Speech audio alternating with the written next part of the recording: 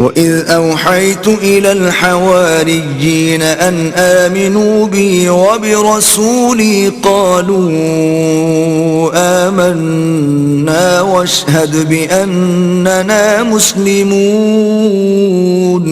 اور جب میں نے حواریوں کی طرف حکم بھیجا کہ مجھ پر اور میرے پیغمبر پر ایمان لاؤ، وہ کہنے لگے کہ پروردگار ہم ایمان لائے، تو شاہد رہیو کہ ہم فرما بردار ہیں۔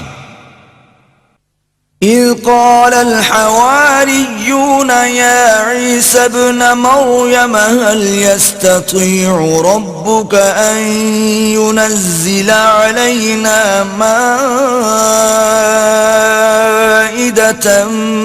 مِّنَ السَّمَاءِ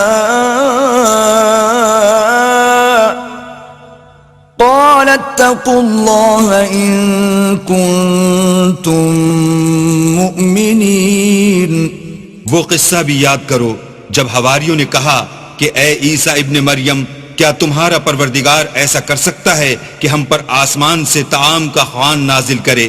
انہوں نے کہا کہ اگر ایمان رکھتے ہو تو اللہ سے ڈرو۔ قالوا نريد أن نأكل منها وتطمئن قلوبنا ونعلم أن قد صدقتنا ونكون عليها من الشاهدين۔ وہ بولے کہ ہماری یہ خواہش ہے کہ ہم اس میں سے کھائیں اور ہمارے دل تسلی پائیں، اور ہم جان لیں کہ تم نے ہم سے سچ کہا ہے، اور ہم اس خوان کے نزول پر گواہ رہیں۔ قال عيسى ابن مريم اللهم ربنا أنزل علينا مائدة من السماء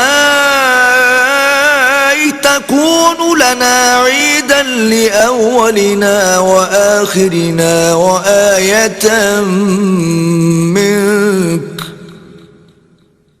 تكون لنا عيدا لأولنا وآخرنا وآية منك وارزقنا وأنت خير الرازقين۔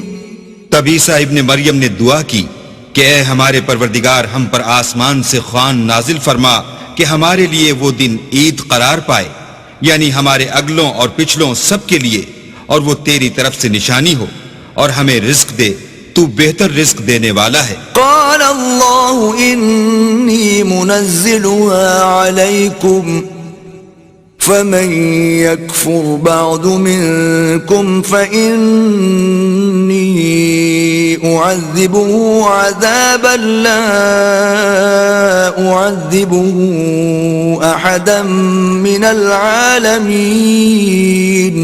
اللہ نے فرمایا میں تم پر ضرور خوان نازل فرماؤں گا، لیکن جو اس کے بعد تم میں سے کفر کرے گا اسے ایسا عذاب دوں گا کہ اہل عالم میں کسی کو ایسا عذاب نہ دوں گا۔